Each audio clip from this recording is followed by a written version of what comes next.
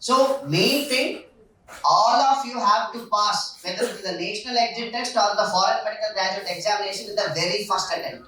So నా dream ఏంటి అంటే అదే ఎవ్రీ టైం నేను ప్రతి ఒక్కటి మీరు ఎలాగో అక్కడ వెళ్ళిన తర్వాత మళ్ళీ మనకు ఇంట్రొడక్టరీ మీట్ ఉంటుంది. నేను అందరినీ మిమ్మల్ని క్లాస్ రూమ్ లో కలుస్తాను. ఫ్యాకల్టీ ఇంట్రొడ్యూస్ చేసేటప్పుడు ఫస్ట్ ఇయర్ మీకు anatomy classes, biochemistry classes start అయినప్పుడు నేను మళ్ళీ మిమ్మల్ని అక్కడ కలుస్తాను. కానీ దట్ ఈస్ డిఫరెంట్, ఎందుకంటే అక్కడ academically will see me. But ఇక్కడ మీకు మొదలే అర్థం కావాలి అంటే ఒక మైండ్ సెట్ చేసుకొని వెళ్ళండి ప్రతి ఒక్క దగ్గర. ఫర్ ఎగ్జాంపుల్ ఇప్పుడు మీకు శ్రీతేజ ఇంతకుముందు చెప్పాడు కదా, Sriteja was teaching students from second year. You know that. ఎలా అయ్యారు నేషనల్ ఫ్యాకల్టీ? ఉట్టిగా అవరు.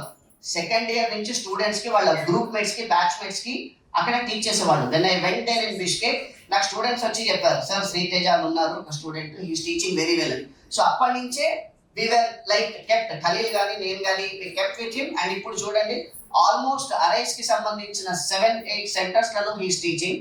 అండ్ మనకు ఐహెచ్ఎస్ఎం అన్ని యూనివర్సిటీస్ లలో ఫిజియాలజీ హీస్ టీచింగ్. అంటే మీ ప్లేస్ లో కూర్చున్న వాళ్ళు ఇప్పుడు ఫ్రంట్ లో కూర్చొని మీకు స్పీచ్ ఇచ్చే పొజిషన్కి వచ్చారంటే how many people are looking like that.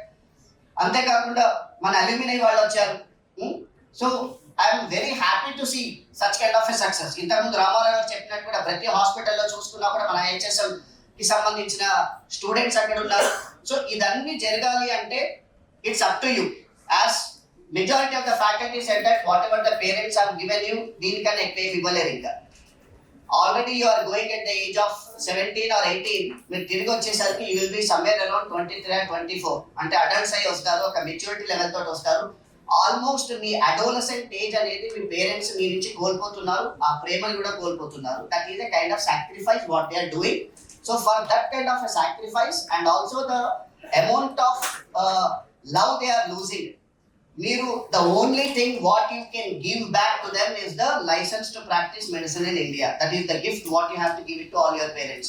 So I'm also telling all the parents on behalf of all the faculty members and also on behalf of Arise or Dr. Tutorials with all of us, that the students are absolutely in the safe hands. Academically మీరు కొంచెం కూడా అసలు దాని గురించి మర్చిపోండి మీరు కంప్లీట్లీగా. So Shri Chaitanya లాంటిది MBBS లో ఉన్నది అంటే అది ఐహెచ్ఎస్.